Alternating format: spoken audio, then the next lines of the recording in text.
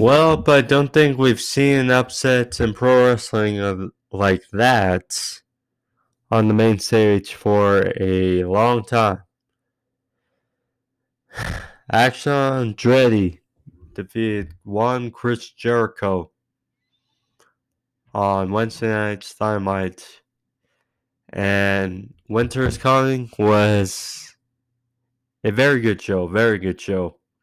Um, MJF versus Ricky Starks, and a very good main event. We had match 4 in the best of 7 series between the Death Triangle and the Elite. We'll go over all. Anyways, before then, thank you for joining me. If you're new to podcasts and want to see more pro wrestling reviews / related videos, click the subscription there in the corner. Find more videos on the homepage. Like, subscribe. You guys know the shtick by now, but nonetheless, thank you. Let's get started. So, how I suspected was match 4 of the best of 7 series to start. I must say, with the lighting, with the graphics, the great crowd in Dallas on Wednesday, the opening visual of Carry On Wayward Son with the Elite was a hell of a way to start AEW Winter is Coming. And it was, so we're in 4 matches in this series, and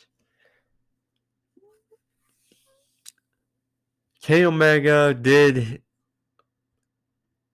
catch up on it after match. So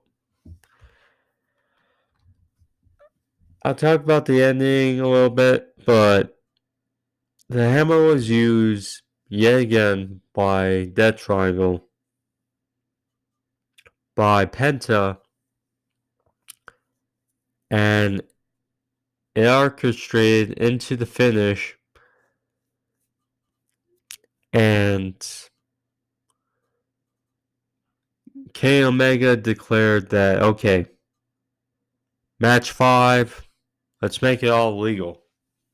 Let's make not only the hammer legal, let's make everything legal. So no DQ in match 5 next week in the best of 7. And Tony Khan announced later in the show, match 6 will be Falls Count Anywhere,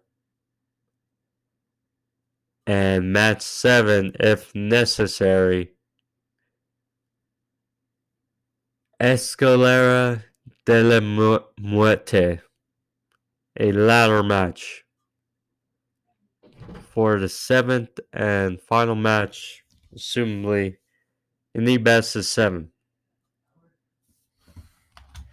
And yeah, it was good stuff. So match here was fine compared to the previous 3. So Nick Jackson, he got hurt on the outside. He messed up his ankle. He went to the back, came back, landed the match. A little difference in match 4 to make things different, because I mean it's match 4 and best of 7.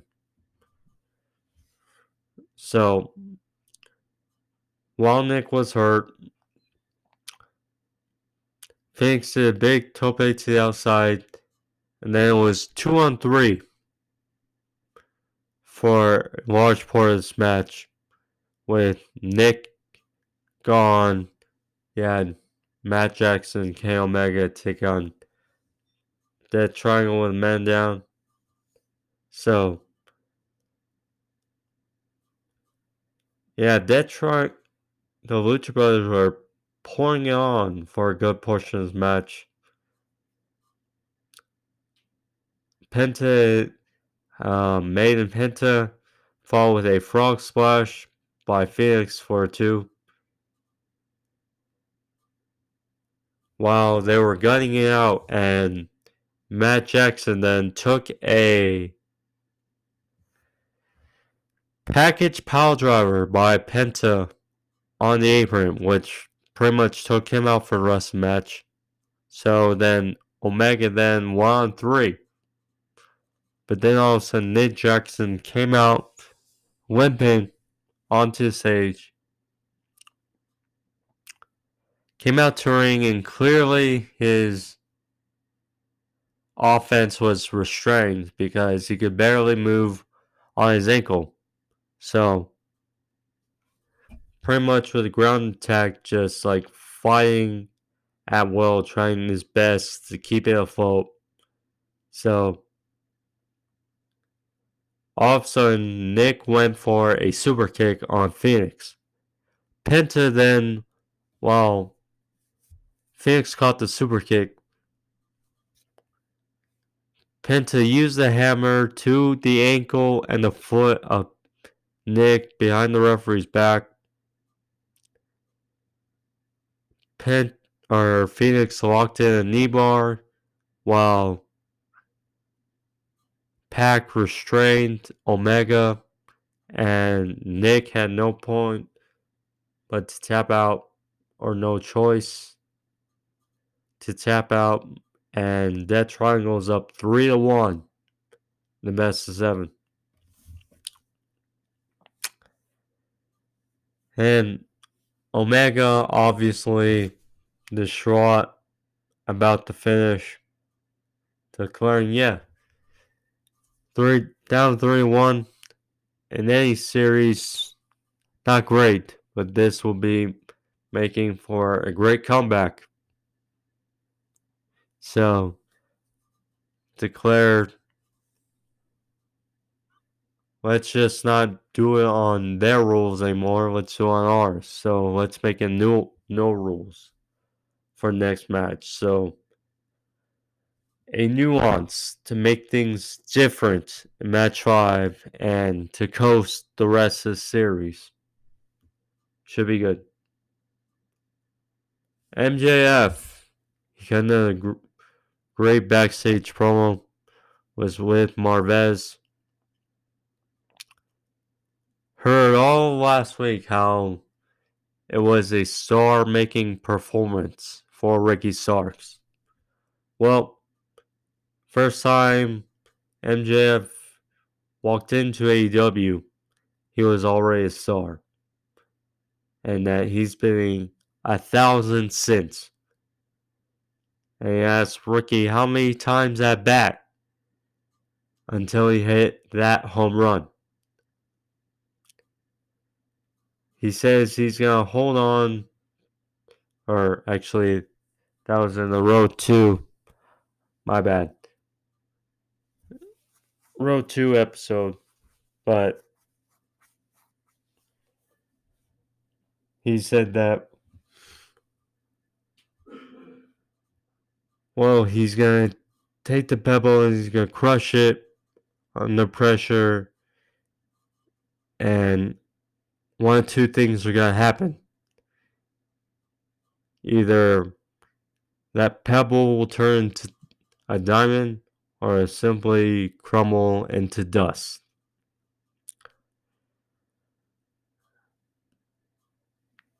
What more could say other than a really good promo by MJF?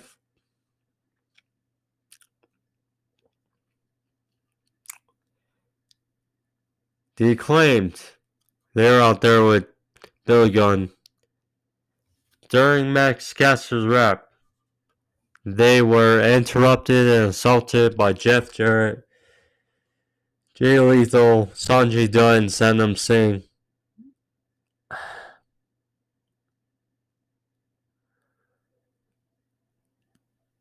Jeff Jarrett uses guitar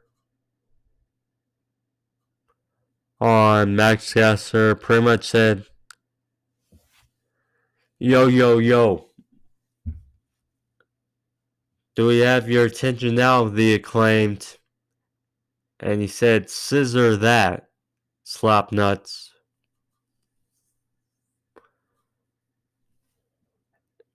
It appears we're on our way to a Acclaimed versus Jeff Jarrett and Jay Lethal match for the AEW World Tag Team titles.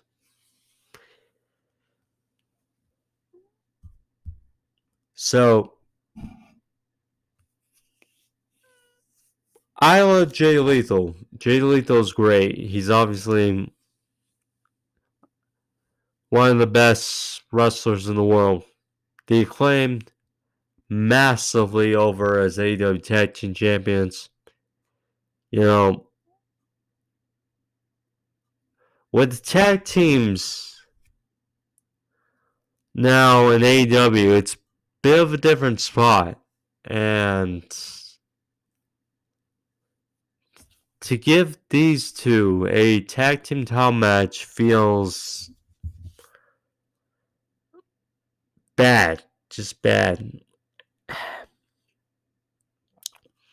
I mean, you got other teams still line up that you could very well underway give thrust into top picture or give momentum to, but really, Jeff Jarrett and Jay Lethal, you still got Butcher and the Blade. You still got, Top Flight. I mean, it's a shame that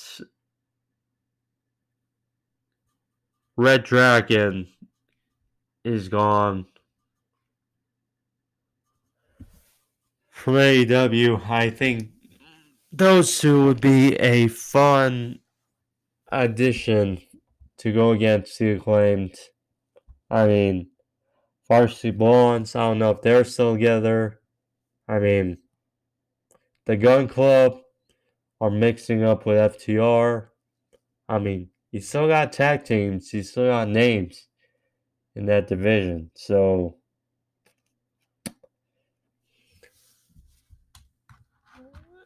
that move, I don't know. Brian Cage versus Jack Perry, Jungle Boy. This match was fun and unique surprise to see on the preview going in the show. Because well, first of all, congrats Brian Cage and Gates of Agony, as the Embassy is now the ring holders of the Ring of Honor Trios Championships. They beat Don Castle and the boys at Final Battle on Saturday. So, props to them. Brian Cage, great. Jungle Boy, I think really his second match since that great steel cage match versus Jungle or Luchasaurus at Full Gear. This was a good match. Between the two. Brian Cage, he was basically doing curls with Jungle Boy before doing a fallaway slam. And after a bit back and forth, Cage hit a full Nelson driver for near fall. Jack Perry almost sold the win, locked in a victory roll for a 2. Cage went for an F5, but Perry countered to a destroyer. And then finished the match. So Perry locked in the snare trap on Cage. Cage was tapping out, but Prince Nana distracted the referee, and Cage inadvertently knocked down Nana to the outside, and then Perry rolled up Cage 1, 2, 3 for the win. And yeah, good match between the two. Afterwards, Jack Perry called out W. Morrissey, who is now going under the new name of Big Bill. Big Bill. So, again, look, Morrissey is great. You know, great athlete. Another guy we could see more of on TV.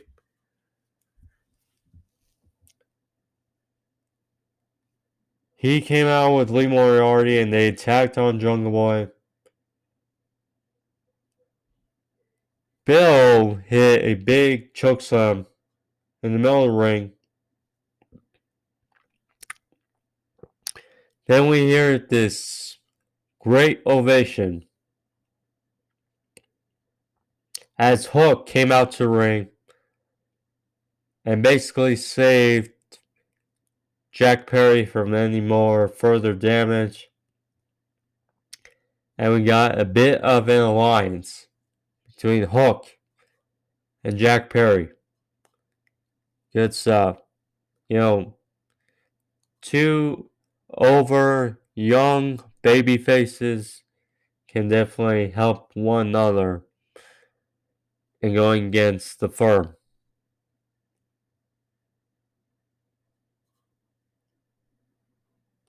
House of Black. This was quick as a sneeze, pretty much. I mean, first of all, great to see the House of Black back on TV in action. Their entrance, their look, Julia Hart adds much to the act as well. I mean, all of them as a unit, just great. They went up against the Factory, against Nick Camarado, Cole Carter, and QT Marshall.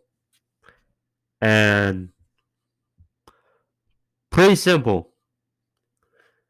And it's funny, as Lee Johnson, part of the Factory, the fiance of Julia Hart, it was a bit of a hilarious, but so Camarado basically threw his, I'm guessing, lollipop and at Julia Hart.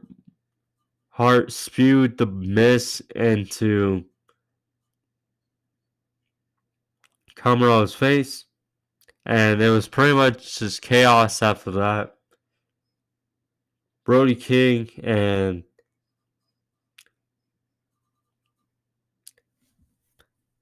Buddy Matthews just took apart the Factory at ringside, and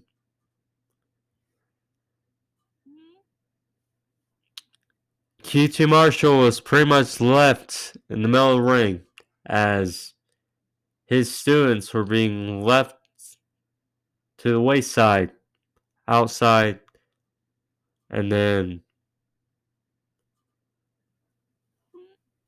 QT basically said just F it, and then Malachi Black just with one swift kick Sin Eater, Black Mass, again, whatever you call it. 1, 2, 3. The House of Black get done swiftly and quickly over the factory. And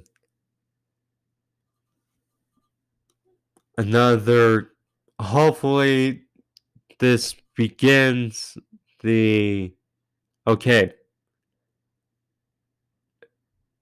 bigger factors on TV have to be the House of Black. Just have to be from now on. But this was great, have to say. Britt Baker and Rebel, they were backstage. So, Sky Blue walked in, said, well, everyone can hear you, and I could hear you from pretty much a mile away. And she admits Britt's a good talker, but let's see if you can wrestle as good as you can talk. Challenge her to a match on Rampage, so see how it goes. And then the biggest talking point besides the main event. So, Chris Jericho versus Action Andretti. Never seen a match before with this kid before. And here he is with Chris Jericho. Chris Jericho mentioned this would be a tune-up match earlier in the show. That was anything but. So, Jericho, pretty much just not taking kids seriously. He's angry he lost the world title to Claudio. Slapped in the face a few times. Andretti then fired back his slap of his own. Got some offense in. And then Jericho was like, screw it. Might as well just end this now. He hit Codebreaker. And the consensus like 1, 2, 3. Nope. Andretti kicked out. And the crowd popped. They were behind Andretti. Pretty much to beat Jericho. And then went to break. And then after, Andretti was starting to take it to Jericho. Jericho tried to end it. Went for the Judas effect. Andretti countered. Walked in a roll up for 2. Then he hit a springboard kick to the side of Jericho's head. Knocked him to the outside. Hit a moonsault press from the top rope on the Jericho. He then went for a springboard in the middle of the ring, but was caught. Jericho went for the walls, but Andretti countered to a roll up for 2.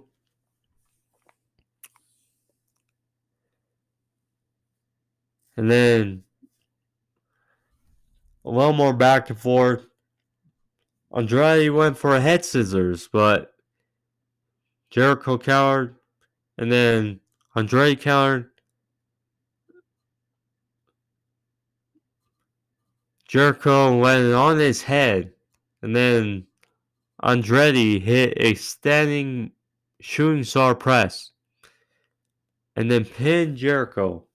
1, 2, 3. And Action Andretti did in his Dynamite debut. He beats Chris Jericho. That is a moment a young guy, young kid will never forget. His first night on Dynamite, he beats Chris Jericho. I mean, not much to say other than how he follows up now because he got a AEW contract right after. So, great for him. Ricky Starks, he was backstage. Kind of another fun promo on MJF.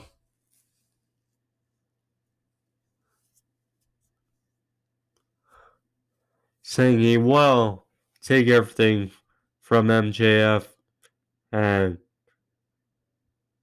he won't know how it feels when he speaks it and becomes the AEW World Champion. He's been at this for 11 years and tonight he shows it. Time Melo versus Ruby Soho.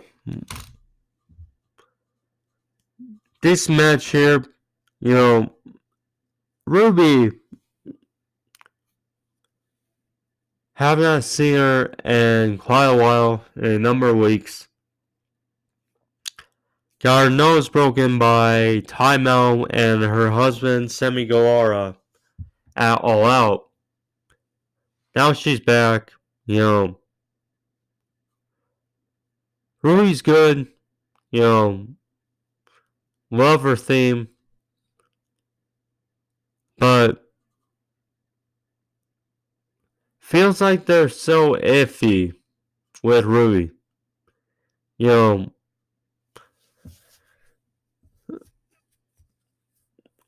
She's not getting a great reaction, I will say. She's good in the ring, but, she's been kind of snake bit with injuries, Hopefully that steers course. I mean, she's the type to definitely vie for TV's title. But I imagine Chris Statlander has to be the one to take the title from Jade. So we'll see on that. But this match, fine. Nothing too bad about it. In the end, Ruby won with a Destination Unknown on Ty for the win.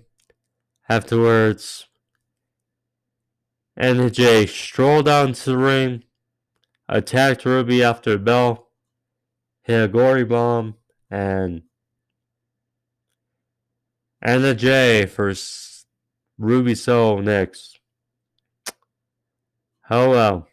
Oh well. Hangman Page cut a great promo though afterwards. He was in the trainer's room being checked upon.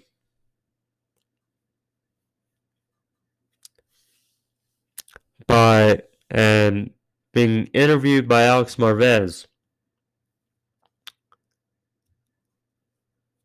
Page said, well, I'm obviously not clear to wrestle, so obviously you're fishing for information. Marvez said that Moxley challenged Hangman to a fight at Rampage and you can bring your Dark Order friends.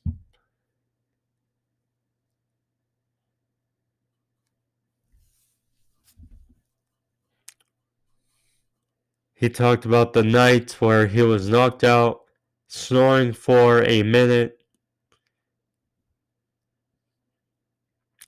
And when he was taken to the ambulance, he would be asked questions about time and date. And after a half hour, he would be able to answer them. He said he's been to Rail. Said they unlocked his phone, saw hundreds of text messages and calls,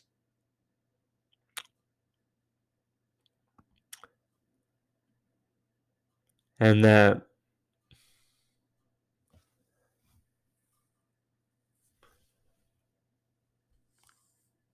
he would not be able to say his son's name. And he was getting emotional there. But eventually he would be able to say his son's name. Said, that's how. And that he will fight Moxley. He knows where the ring is.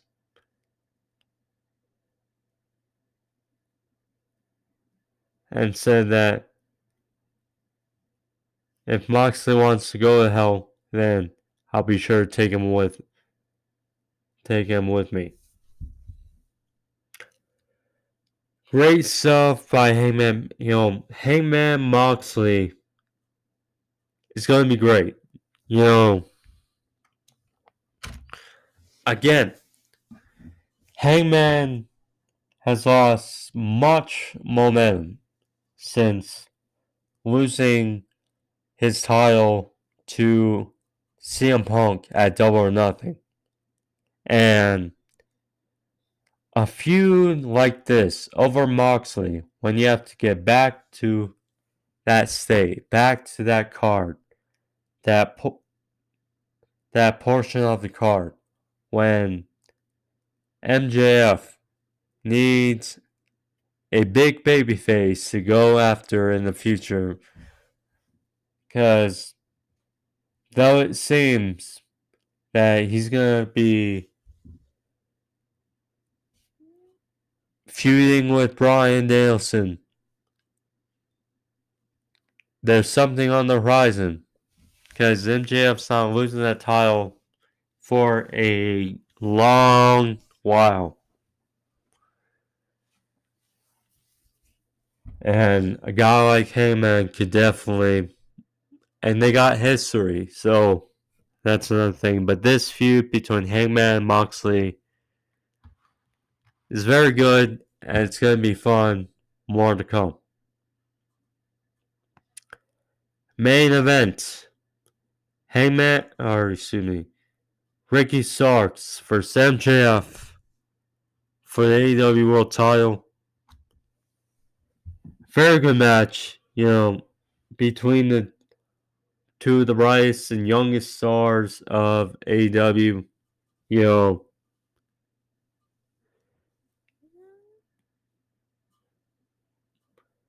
A thing going into this match was Ricky Starks, he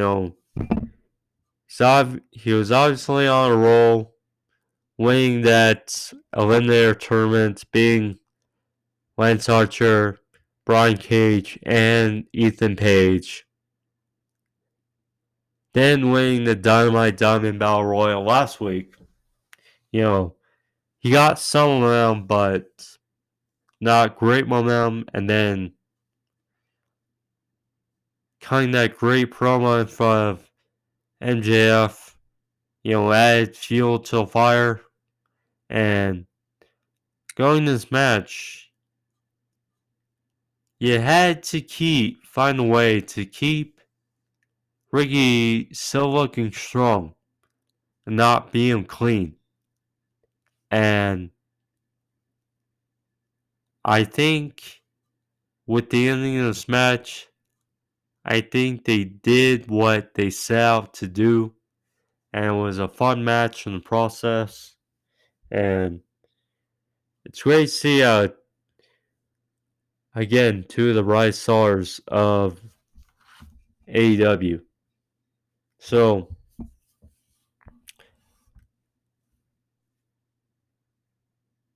going in this match was the injuries to Starks. He did not have any bandages, but still, they alluded to it. The damage done by Brian Cage and Lance Archer from weeks prior on his ribs, and MJF for the first part focused on that. When focused on Ricky Stark's arm, then for a good portion, Starks would fire back, hit a powerbomb for 2. One for Rochambeau, but was countered to a flatliner.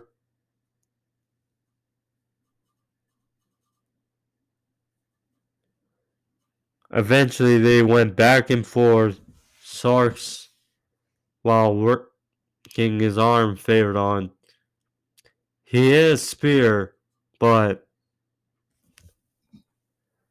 again, couldn't follow up. His arm was too damaged. So, after a while, Starks would fall up, go for the pin, but 1-2. MJF was lying in wait. Locked in the salt to the earth armbar. Really wrenched it back on Ricky's arm, but did not tap. And then he locked in both arms when Ricky was trying to get to the ropes. Then he saw Ricky was trying to get to his feet. MJF then wrenched back the left foot of Starks, but Ricky would eventually get to the ropes with his right foot. Or, excuse me, his left foot. So,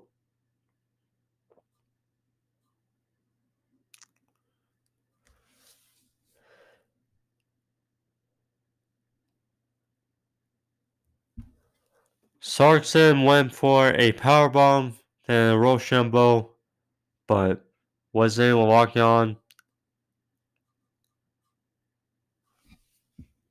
Sarkson rolled up MJF for another near fall.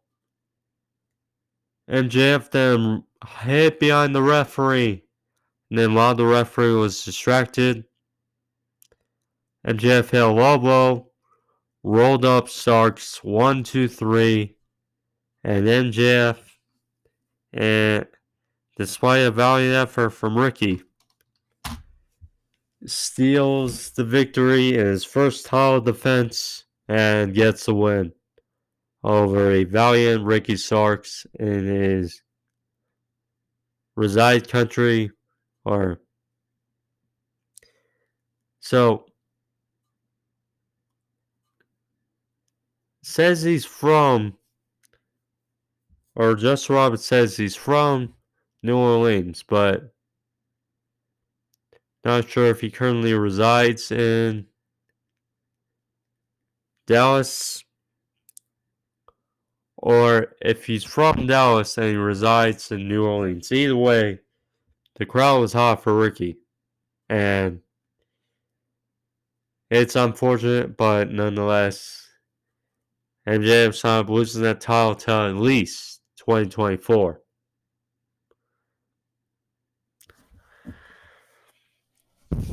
Nonetheless, afterwards, so MJF is also a 4-time winner of the Dynamite Diamond Ring. I would think with the way it's going, he'll be at least a 5-time holder of the ring. So he went up to the tunnel, about to leave. Brian Nelson's music hits, and Brian, with a stone cold look on his face, came out and chased off MJF. MJF hightailed it off the ringside area, went up the steps. Brian opted not to chase him up the steps, and then went back in the ring, gestured towards MJF, saying, "This is not over." And MJF held up the world title after all said and done.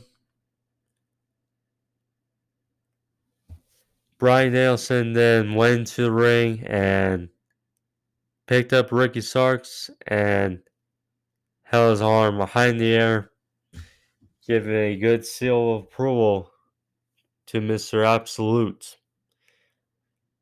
in a valiant effort. So, Ricky Starks, I imagine by the ending, is not going anywhere, and he shouldn't, because know how great he is on the mic and in the ring, and valiant asset, valuable asset to AEW for now and going forward. So that was Dynamite, though. You know, yeah, a good flowing episode Dynamite. I mean, another thing to think about too is Mike Mansory, former employee of production for WWE, is now pretty much the head of production, it seems, in AEW. And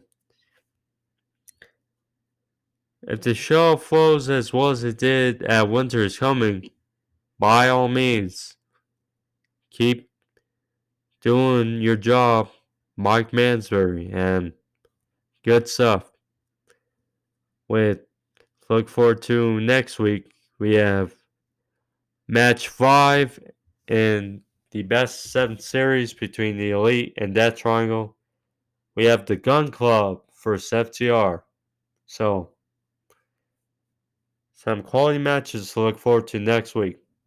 So, see how it goes. But, nonetheless, thank you guys for joining me for another edition of AEW Dynamite Review. Winter's coming.